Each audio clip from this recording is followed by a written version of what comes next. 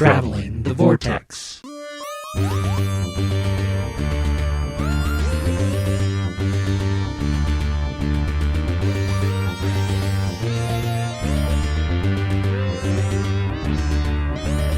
We've joined the Doctor as he travels the Vortex and arrive at episode number 440, also known as Our Glorious Return. I'm Keith. I'm Sean. I'm Glenn. How are you guys? Good to be back. Did you guys have a good hiatus? Tanned, rested, and ready to go. How was the beach in Hawaii? It was lovely. Did you guys do anything on your time off? And then the herbivores came. We're obviously not going to launch into everything we did because I'm sure it was a lot. But were there any highlights of your month and a half? We announced that we're expecting another baby. Oh, yes. That's big news. Liam Adrian is coming in March. Actually, the specific due date at this point is March 15th.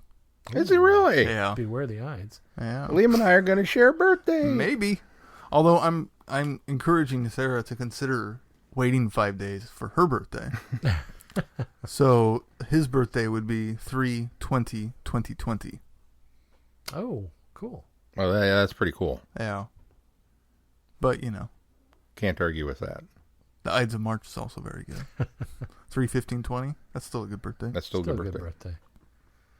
I don't know that I can compare anything. So Yeah, I don't know that I have anything that can top that. I've watched a lot of movies, but I'm not going to get into them all. Well, let's move on to news. Lots of news. We're not going to dig too far back into the news, just kind of hit the highlights. The first being some very sad news of Terrence Dicks passing away at the age of 84. That's one that obviously you kind of knew it was coming. Did you ever get to meet Terrence? Was he at the con that he wasn't at Galley? No. And he hadn't come to any of those. Meeting Terrence very briefly at Galley was both a wonderful experience and then also just a little sad because the spark of the man was still there. He was still funny and with it, but you could tell that age was beginning to creep up on him. Really? Yeah, I thought so. And so, of course, I suppose that could be said about anybody, but just the realization that it's now happened it doesn't make it any easier knowing that it was going to. I don't know. Everything I had read, and even up to recently, he's still been doing interviews and stuff for, to entertain for Doctor Who stuff. And I would not have guessed. Just looking at the interviews and stuff that he was doing, and I would not have guessed that he was, sick. But yeah, of course, they're a little more private with that over there. So maybe it was just jet lag. Could be. I mean, it's Galley, so. Could be. Yeah, no, I was caught off guard by it. So, and especially since it seems like recently we've been reviewing and doing a lot of, especially since we've been doing a lot of the lost stories, or not lost stories, but the missing episode stories, and coupling those with books, and a few of those of the books that he's written. And so it was just kind of oh wow, we've talked a lot about Uncle Terry lately, and I mean, he's only responsible for what, half of the novelizations? I think it might be more than half. 2/3. Yeah, according to that. Well, maybe not quite that, but yeah, according to that Target book that I read, or book about Target. The Target books were written by Malcolm Hulk, and that one by Ian Marter, and then Terrence Dicks. He wrote everything else. That one by Ian Marter. That was pretty much it. There were quite a few by Ian Marter. No, he was their go-to guy though, so that's why that was the case. Is if they couldn't get a writer in or they were behind, they would go to Terrence. Terrence said, "Yeah, absolutely, do it." And he did. He joked once, "How do you write a Target book?" He says, "Well, you write 220 pages and then stop." Yeah. What else we got? Quite sad. In other news. Oh, I should say I think we're going to be talking about Terrence Dicks on TARDIS Sauce this week. So make sure you tune in to TARDIS Sauce. That's our joint venture with Sci-Fi for Me, and you can find a link on our website. Yeah. Doctor Who modern series is jumping streaming platforms. They're abandoning Amazon Prime and moving over to HBO Max. I'm not sure a date on that. That's not surprising to me. I mean, because Warner Brothers has always had somewhat of a relationship with the BBC because they were the distribution arm here in the U.S., and I think they still retain some sort of relationship with the BBC and Doctor Who Worldwide, particularly. And so that doesn't surprise me that they were able to cut a deal so easily to bring them over. I mean, everybody's posturing for the platforms now. We got Disney Plus coming out, Apple TV's out now. Warner's combining all their stuff to make their movie platform be HBO Max, and so it didn't surprise me at all when that announcement came out that was where they were headed. I didn't have much feeling about it just because I have it all on DVD and Blu-ray, and I don't go to the platform if I want to watch it. I pop it in my disc. I'm the same way. Occasionally, I'll be lazy, and because I have Amazon Prime, will go there if I just being particularly lazy. But it's not at all trouble to go grab the DVD or the Blu-ray. The only nice thing was the fact that if I wanted to watch it elsewhere, I could easier. Yeah. True. Now I won't. I'm not going to subscribe to HBO Max. Period. Yeah. So unfortunately, I just won't have it streaming, and they don't offer digital copies unless you pay extra for it. So, score one for physical media. True that. Well, speaking of physical media, our next bit of news is the season 26 Blu-ray is coming out in the UK on Monday, December 23rd. I have not seen a US release date yet. Well, I think it's been 3 or 4 months between for... Yeah. So it'll be after the first of the year. Release here, At least. Because we're getting Pertwee in November, right? And then we're getting Colin Baker right after the first of the year, I think, is what I finally saw. Yeah, I hadn't seen that. Yeah. The release date. The Pertwee's definitely November. Yeah, I hadn't seen US. I think I saw somewhere that Colin popped up at least on Amazon for a street date. So, and I want to say that's in February. So, lots of new bonus features, of course, and extended cuts, and what looks like some really cool other conversations, like the writers' room where all the writers from that season sit down around and talk. So it's more than just the behind the sofa and making of documentaries. There's going to be a little bit more in this season, which I think is good and helps kind of justify the Blu-ray set a little bit more, since it is only 4 stories. Right. It's going to be a small set. Right. But knowing Andrew Cartmel, that'll be an entertaining... behind the scenes. All of those guys, and I think that's what makes it. I mean, it's certainly not easier, but it's certainly you're more afforded the opportunity to do it when you've got younger guys that are still around, because there's with a lot of the old classic stuff, a lot of the crew and background players have passed. We've lost so many of them. It's hard to do something like that. So it's really cool to see all the writers come back and talk about that season. So. And it's going to be a 7-disc box set, so there's going to be 3 discs of bonus features or alternate versions of the episodes, because there is the extended version of Christopher Fenrick and Battlefield from VHS, and then the DVD special editions of both of those also. And I think the Ghostlight bonus stuff, they're doing an extended version of that also. I see. The truth of the matter is that because it's Blu-ray and they can get so much on there, the season and all of the bonus features fit on 2 discs. The rest of it is Ghostlight special features. Explaining Ghostlight. They're going to explain. There's a whole disc that's just explaining Ghostlight. Did you guys watch the trailer announcement video? Mm-hmm. Man, that was so good. It was neat. It really made me want to... I never really thought of, I'd like to see Ace back. Now I want Ace back in the modern series. Well, let me ask, and I meant to go check this out, but she's head of that organization. What's it called? A something Earth.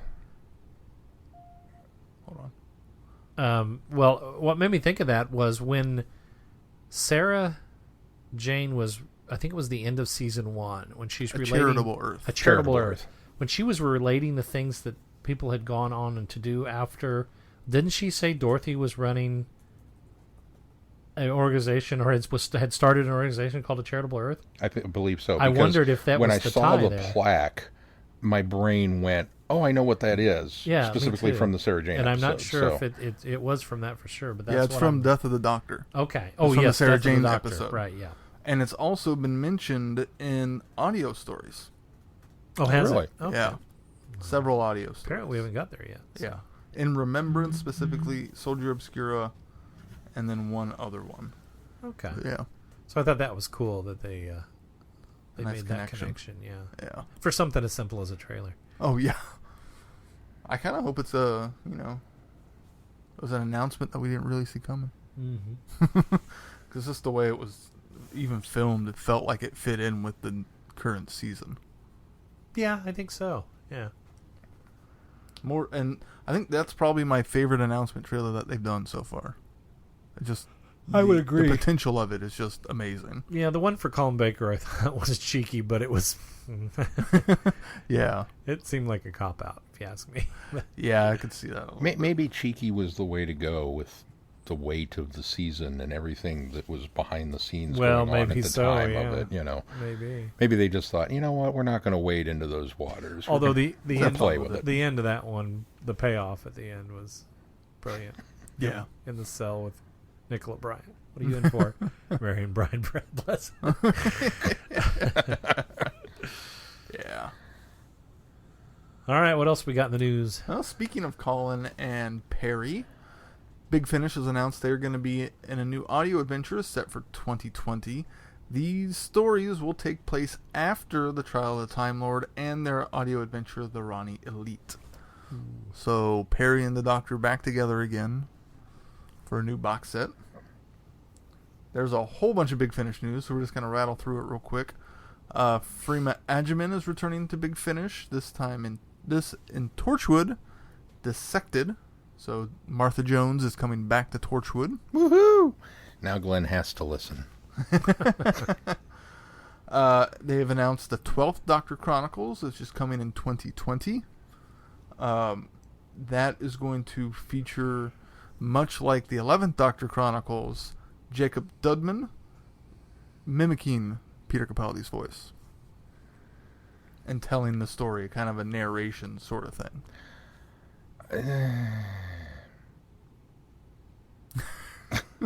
I've made my peace with replacing older actors. Initially, I was kind of thinking I didn't like that, but then the Richard Herndl, discussion was kind of like, I'm okay with that.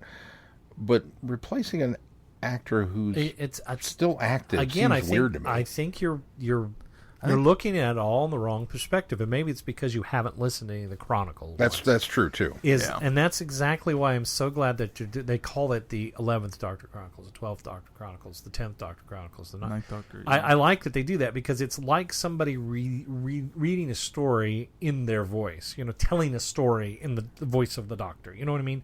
It's David Tennant. I think remind me if I'm correct. There is a 10th Doctor Chronicles as well as him having his own series as well. I think so, yeah. And so I like that. So the difference is the blah blah blah Doctor Adventures actually features that actually the actor. features the actor. Now again, we've only had one that has come on board to do that, and that's David Tennant. But that gives them that leeway for later when Peter Capaldi decides, hey, I'm ready to do some Big Finish. Then you do some, the adventures of the 12th Doctor adventures at that point. So where it's literally you're listening to an adventure instead of listening to somebody recount an adventure. So just the rebranding on the Nicholas Briggs did. They had him. Well, he had him do the 9th Doctor because he does a very passable 9th Doctor. Yeah. Now he admits he's not dead on, and I would agree he's not dead on. But when you listen to it, you can get into the story because you're listening to him tell a story about the 9th Doctor in the voice of the 9th Doctor. And it's essentially their versions of the BBC books, the audiobooks that they used to do. Right. I know. I just think it's, especially with, I can't imagine Capaldi not wanting to come and do it. He just hasn't had the time yet. And I think Big Finish may be putting the cart before the horse, in a manner of speaking. That they're rushing into it. Matt Smith, though. I think Matt Smith will come and do it eventually, but he's just too busy right now. Now, Eccleston, that one's probably a safe bet that we're just going to continue to let Nicholas. He's softened up lately. We might be on the verge of getting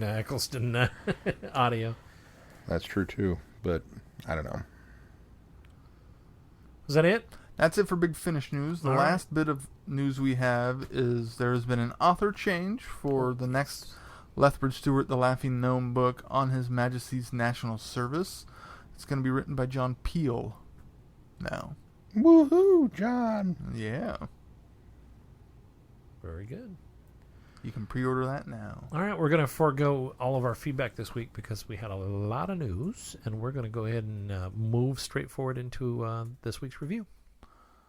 Legacy of Time lies in ruins. On a strange ruined world, a renowned archaeologist opens an ancient tomb, only to find another archaeologist got there first. Professor Summerfield and Song reunite to solve a mystery. Unite to solve a mystery. I was about to say, wait a minute, have they been in something together before? Then the Eighth Doctor arrives, and things become really dangerous, because their best friend isn't quite the man River and Benny remember. Bum, bum, bum. I absolutely love this one. I like this one a lot, too. Just the interactions and relationship between Benny and River is just so enjoyable. I could probably sit and listen to an adventure of just them without the Doctor in it. I would agree. I enjoyed that so much. Yeah. And then you had the Eighth Doctor on top of it, which, you put the Eighth Doctor in anything, that just elevates it even more. Yeah. Let alone how good of a story it is and the twists and turns that I never saw coming throughout the story. Yeah, Paul McGann was truly the icing on the cake. I was so enthralled with the Benny and River team up that it was like, oh, this is brilliant. It's about time. Somebody. It's kind of like getting Daleks and Cybermen together in Doomsday. It was like, oh yeah, how come this hasn't happened yet? And then it did, and it was awesome and glorious and so much fun. And then the Eighth Doctor showed up, and it was like, oh, this just got like a zillion times better, and it was already great. I mean, I don't know that I can say the same for the plot. I still had a couple of... I enjoyed the ride so much that I'm completely willing to give it a pass just because the characterizations were a lot of fun. But the overall plot just... I don't know, it felt a little bit like some of the same problems that I had with the first episode of the River box set, where it was just kind of there, and it wasn't really enough to get me into the proceedings. But that's a small quibble, because how much fun I had listening to these actors bounce off one another.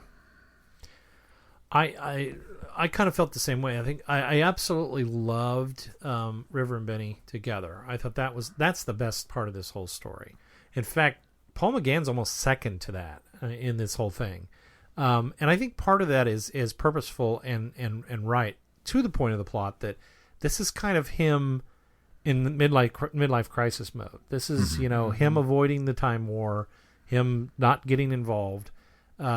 He's invented this, or basically invented this companion that he's running with, which in his head I think is the ideal. It's like his motorcycle, It's like he has hit middle age and he's ready to get the sports car or the motorcycle, to kind of recapture his youth. And I think that's what Rhea is manifested as in this, is that the reason why she's an android is because she's the perfect yes man or yes woman companion for him. You're so great. You came up with that. You're so smart, and that's very much how she comes across. And obviously later divulged that the reason she comes across that way is because she's pretty much programmed that way. She was built that way. But also, which I thought was kind of interesting, is it was a bit of a callback or link forward to the Android Master that the Shalka Doctor gets. And so I thought that was kind of a neat little allusion to that, without canonizing Shalka Doctor, being able to go that route. And I think that the third element of the Rhea character is the fact that Rhea was a canonical was the name of an uncanonical companion that was, I believe, in the Doctor Who comics, with the future incarnation of the Doctor after 7, that was modeled after the Nicholas Briggs Doctor that he played in the I think the audiovisuals. So he actually had a companion named Rhea, and I think this was a nod to that as well. So very clever big so finish. yeah, a lot of little clever wrapping around that. I thought that it worked, but plot wise, I kind of felt like it felt a lot. I think it's supposed to, but it felt very out of character for the Eighth Doctor. I didn't see the Eighth Doctor ever going to that. It's almost like he loses his mind a little bit. He loses his marbles a little bit out of blind rage and frustration, and so that seemed a little too much. But if anybody's going to bring him back from that edge, I think having River there was really kind of the perfect companion to do that. I bumped on that a little bit too, and I wondered how much of that was how much of my bumping on it and not quite it not sitting well be because I haven't listened through Dark Eyes and Ravenous and everything that essentially has built up to this point. I agree. Because I would assume that even this is set middle of Time War box sets. I'm not entirely certain, but it would at least be between box sets before he actually starts Time War. I think so. Building that kind of chaoticness in his life. The deluxe edition of this that came out first had a bunch of interviews, and I got through some of it. And I think they had said that this goes all the way up through Ravenous, box series 4. But I don't know that they had touched on anything that happens in Time War. So. Okay. Or at least hadn't laid into that area yet. So. See, it's interesting you say that because I thought I didn't have as much problem with the later part of the story with the defense shield and all they have to do is stop firing. You know, that almost seemed very much in character of the Doctor that he has built a shield. It's defensive. It's not necessarily his fault that, they're going to keep pounding on it until it bounces back and kills them. That's the problem that I had is you always, the Doctor's always portrayed, and I think for the most part, with the exception of maybe Divergence universe, for the most part, McGann always feels like a very forward-thinking Doctor. And so I guess on the other hand, though, he's also the Doctor, you idiot. So he's kind of the fallible Doctor as well. I don't know. As far as the Doctor as a character, it's really hard to see any of the earlier Doctor. I could see Tennant doing something like that. Tennant was very much on the edge a lot. But no again, second chances. But again, there was a lot that had led into that. The Time War and the use of the quote unquote use of the moment, kind of allowed for that. You know, kind of and a last of his kind, that kind of thing.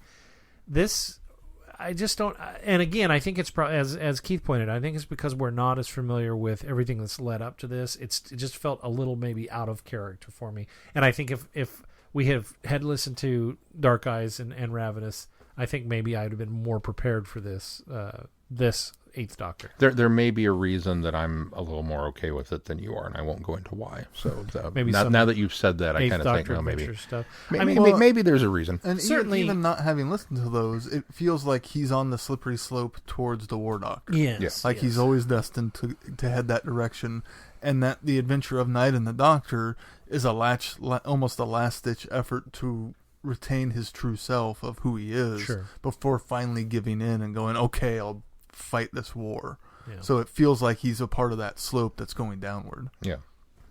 I think it was the listless kind of rudderless Doctor in the earlier part of the story is where I think I had more issues with it, where he was just kind of like, la la la, oh hey ladies, this is Rhea, I'm gonna go over here.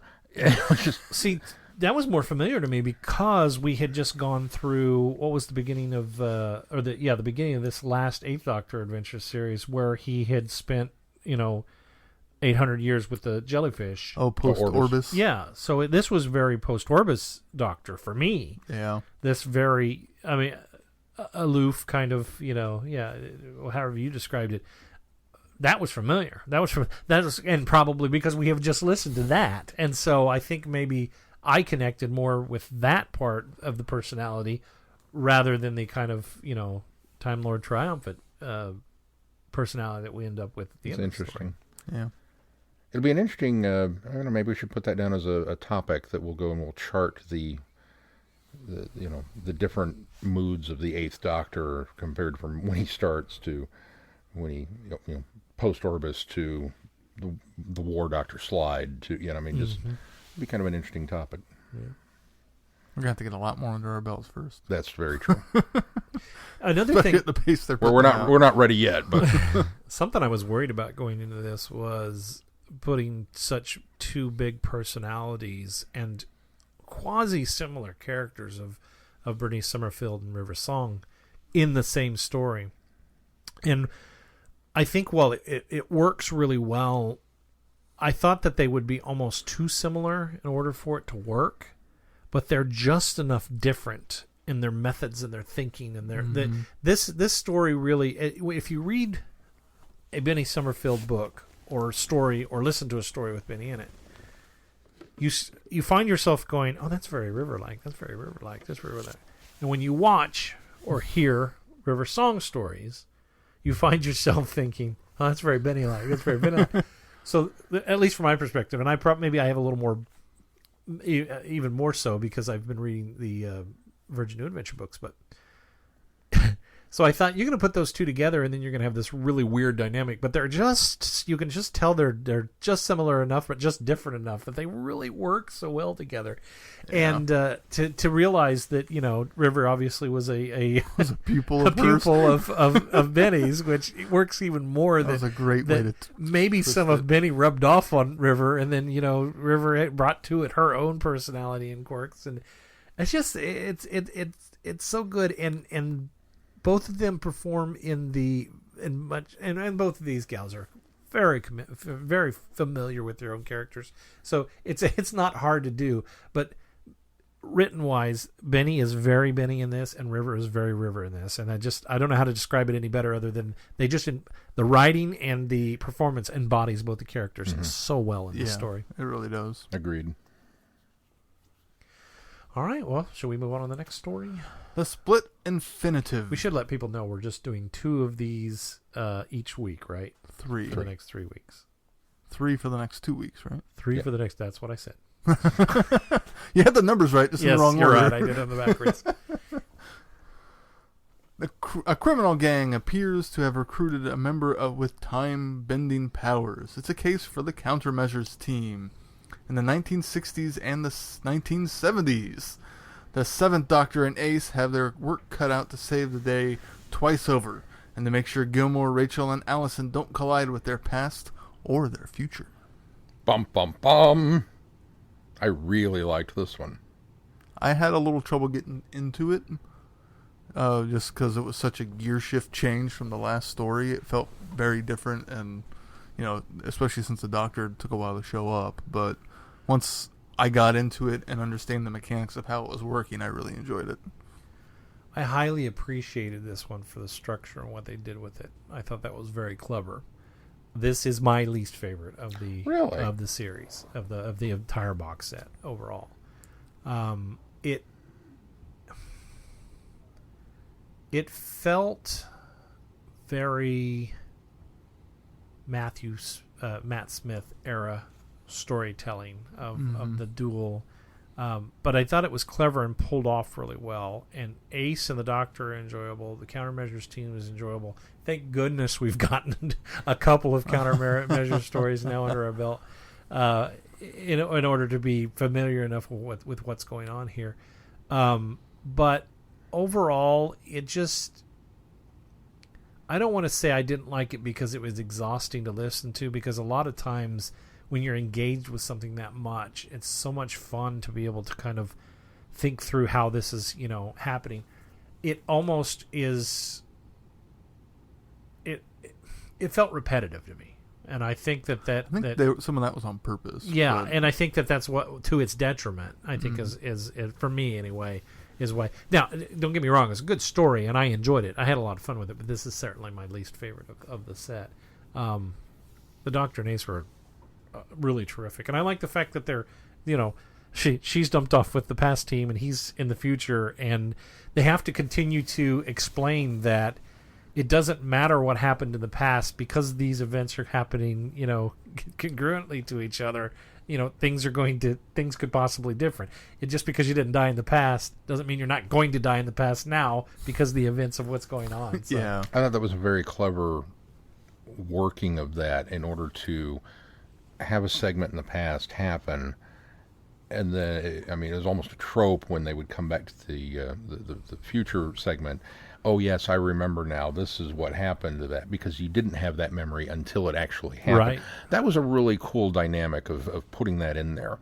I'm not sure how it actually works, but, and the other thing it does is it gets around the, a lot of times you go, well, we know the Doctor survives because, we've seen stories beyond this.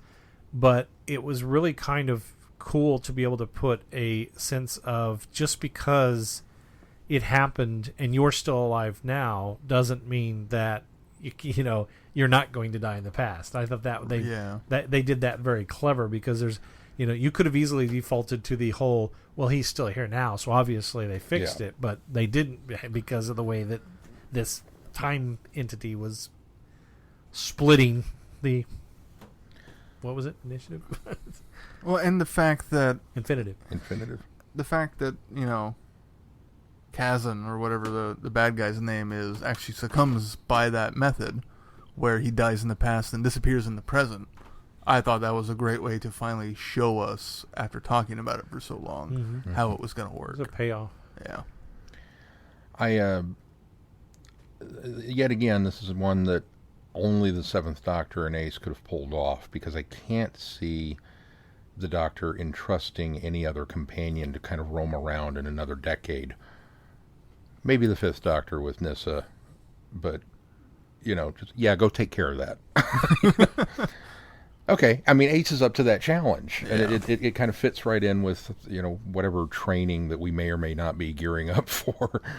But that was very cool. And the countermeasures group, the more I hear, just, again, kind of serendipity that we hit 3 of them in a short succession the way we have.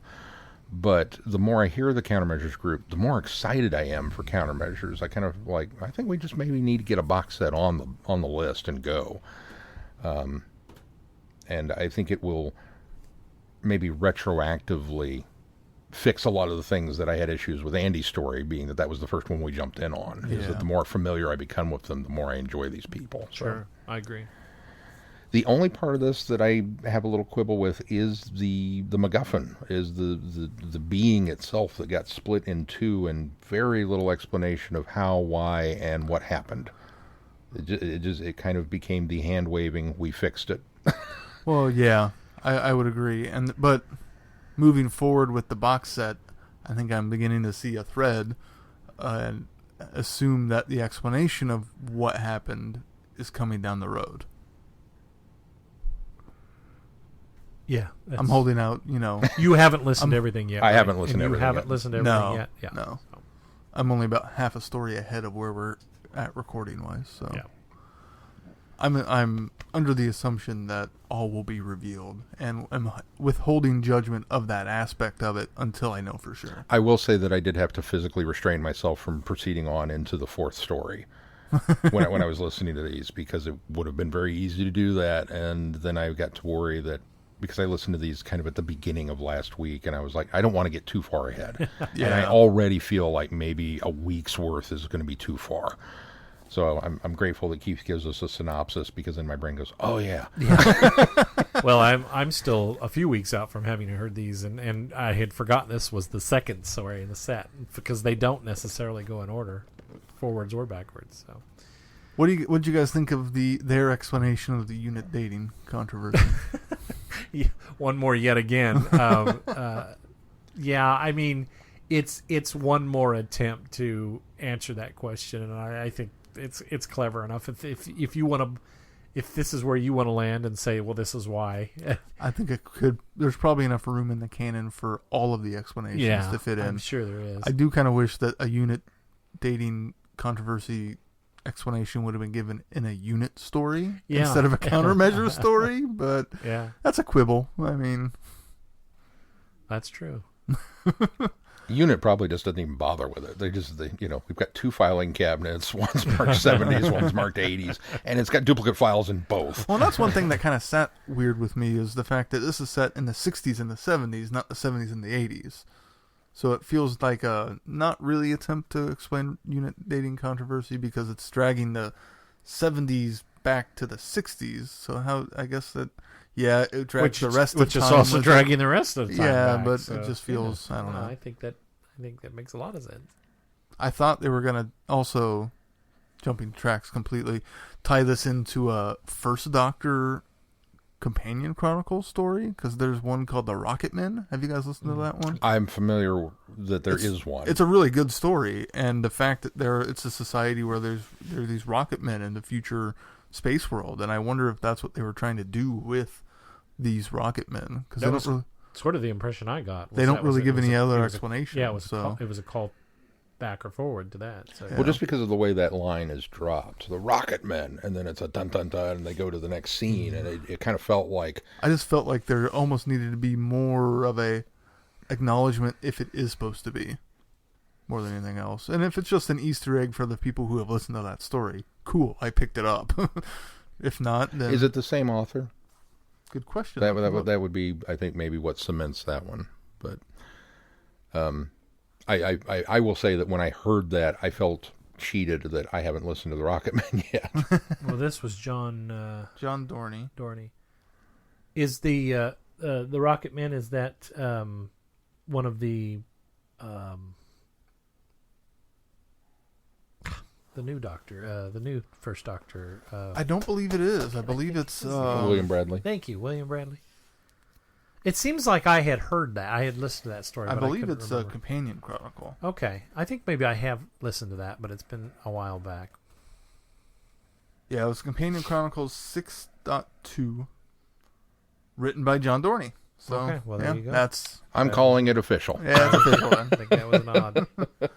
And it fits kind of the characterizations from that story, too. So. Yeah. My least favorite thing about this was Kazan. I didn't like the portrayal or performance, and I thought the villain was a bit two-dimensional, which I guess maybe works in this kind of story. I guess when you've got such a complex situation you're trying to explain, you can't have three-dimensional. You kind of simplify your villain, huh? He definitely chewed the scenery. He did chew the scenery a lot. Well, this would be Michael Keaton before he becomes the Vulture. Yeah. A little bit, yeah. All right, well, let's move on to the next one. The Sacrifice of Joe Grant. When pockets of temporal instability appear in a Dorset village, unit are called in. Soon, Kate Stewart and Joe Jones find themselves working alongside the Third Doctor, while Osgood battles to get them home. But this isn't the first time Unit has faced this threat. Only before, it seems that Joe Grant didn't survive. Bum, bum, bum!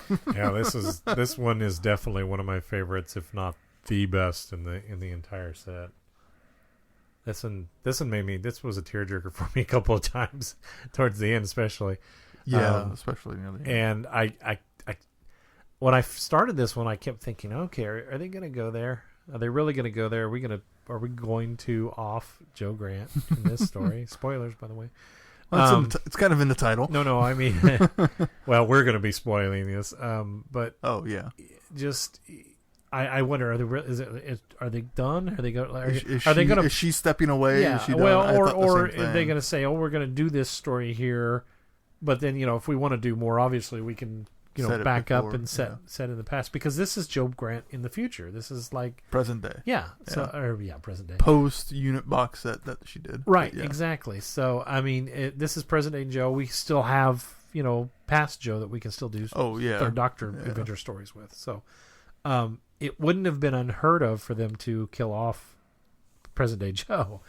And so I kept waiting for it. Kept waiting. Okay, yeah. So it's one of those situations where you don't go, well, I know she's going to survive. You sit there going, well, she may actually make the ultimate sacrifice for this, and she really, literally, almost does, except for the Doctor, who's very sentimental and soft.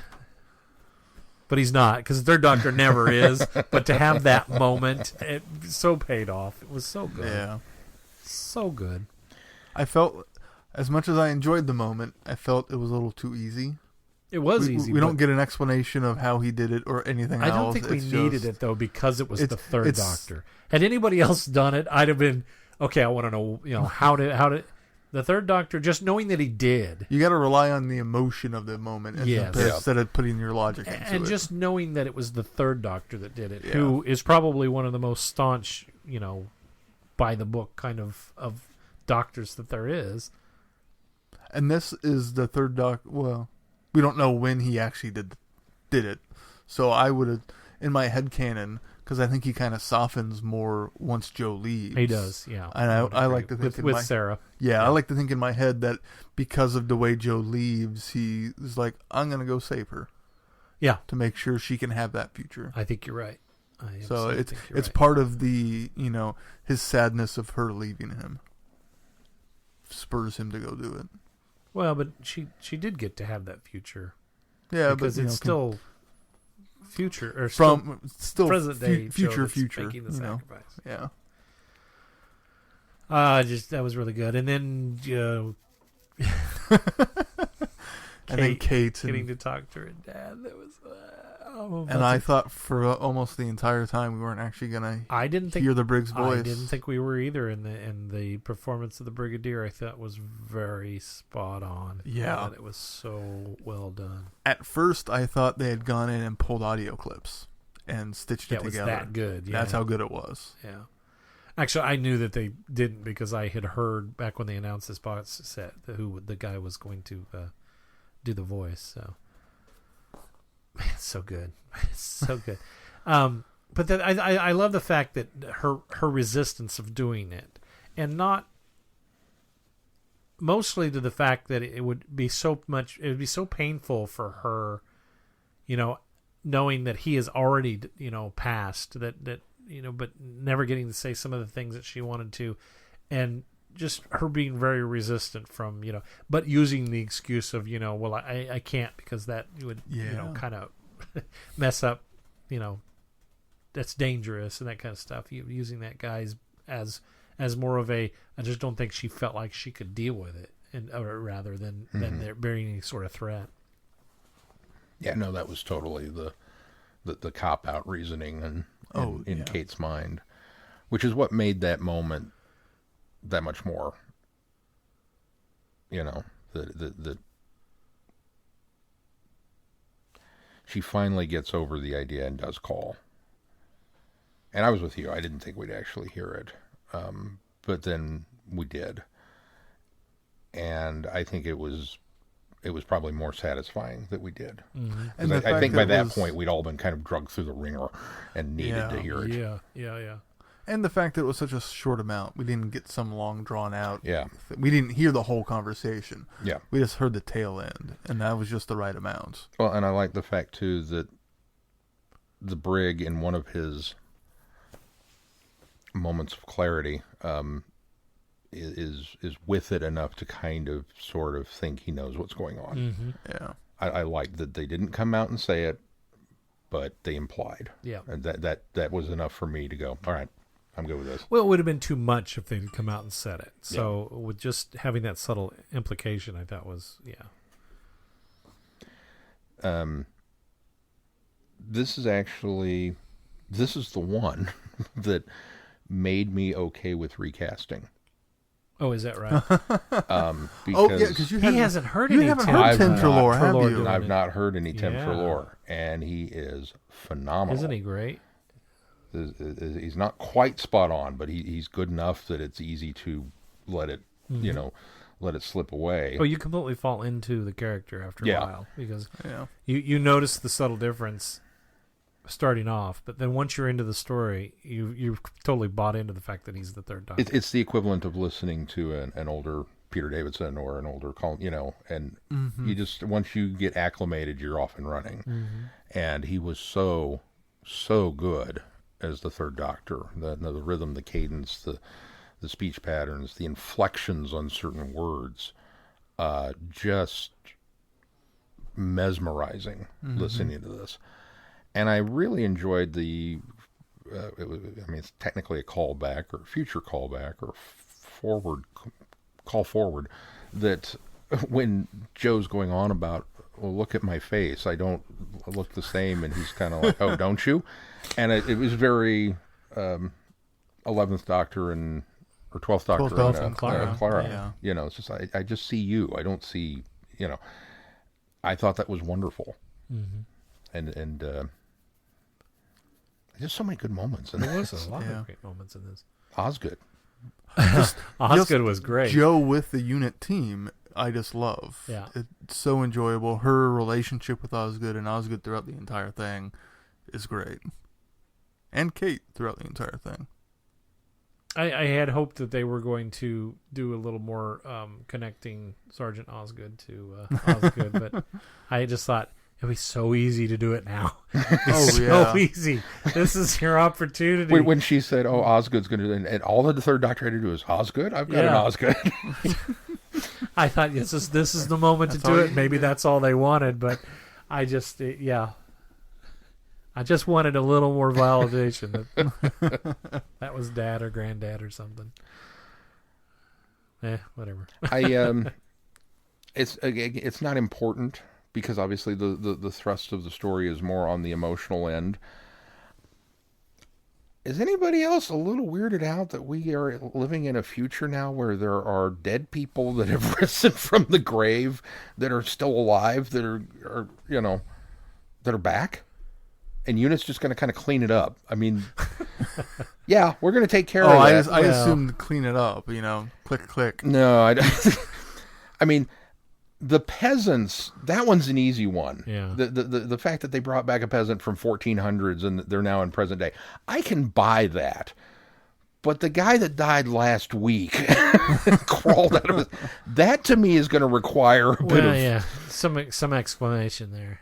But no, it was just, I kind of glossed over it because of the fact that the rest of the feels were all there, just blew all the rest of that off. That's the thing about the story is the plot is fairly thin and kind of hard. You can't look at it too closely because they've designed it so that you have tears in your eyes, so you can't look at it too closely. You can't see the holes through the tears. That's very true. Worked for me. And I assume, again, that this is part of a bigger arc because it's been time issues and something breaking through time causing these things, and obviously they didn't fully resolve whatever the issue was. So well, and this one was the first one that I felt definitively, well, who called pretending to be you? Yes. Now we have a villain. Yeah. There is somebody behind this. Right. So this for me was the one that kind of maybe there is more to this. The game's afoot. The game is. Anything else on these three particular stories? You guys having fun? I'm really enjoying it. They're really good. I'm really enjoying it. All right, Sean, what we got coming up on the schedule? Well, we don't know. We came rushing back into the studio from our hiatus. Well, we sure know what we're doing next week. So. Yes. So, what is the name of this overall? Did you say it at the beginning of the Legacy of Time? You did. Okay. Well, we're continuing on with the Legacy of Time, the big, massive, Big Finish 20th anniversary collection. We will do the final 3 stories next week. We'll be reviewing those.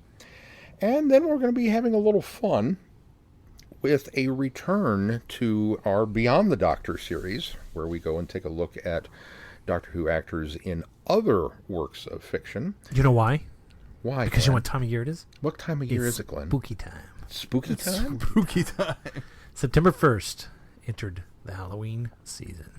You've for me anyway. You've really corrupted me. The spooky time. Because as soon as September 1st rolled around, I got into Halloween. See? Mode. There you go. I don't know why. So I'll have you converted to November 1st being Christmas time. No, that's not happening. Halloween I'm okay with. As somebody else said, we need to celebrate Halloween more for the fact that it's the only thing holding Christmas back from starting in August. That's certainly true. Yeah. So, but yes, we're going to be we haven't quite finalized our list yet, but look for it online.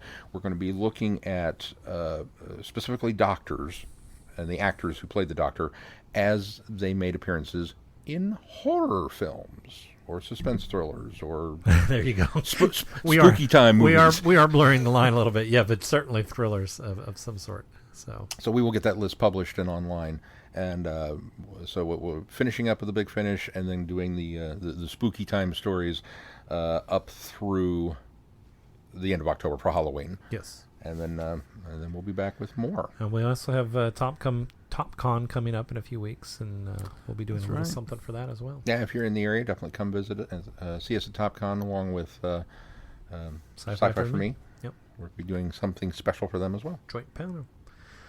All right, be sure to check out our website, travelingtovortex.com, as Sean mentioned, for those updates. And this week you'll also find some more Big Finish reviews from listener Jamie. He was kind enough to send some more along, so we've got those posted. And thank you, Jamie. I'll give you a little foreshadowing. We've got even more coming that'll be posted on there, so keep an eye on that while you're there. Be sure to click on our Patreon link. Consider supporting us. And remember, you can send comments and feedback to feedback at Traveling the Vortex or by clicking on the Send Feedback link. Until next time, I'm Glenn. I'm Sean. I'm Keith. Cheers. Good night, everybody. Be seeing you. Thanks for listening. And welcome back. You have been listening to Traveling the Vortex. Doctor Who and all of its associated programs are owned and trademarked by the BBC. No infringement is intended or implied.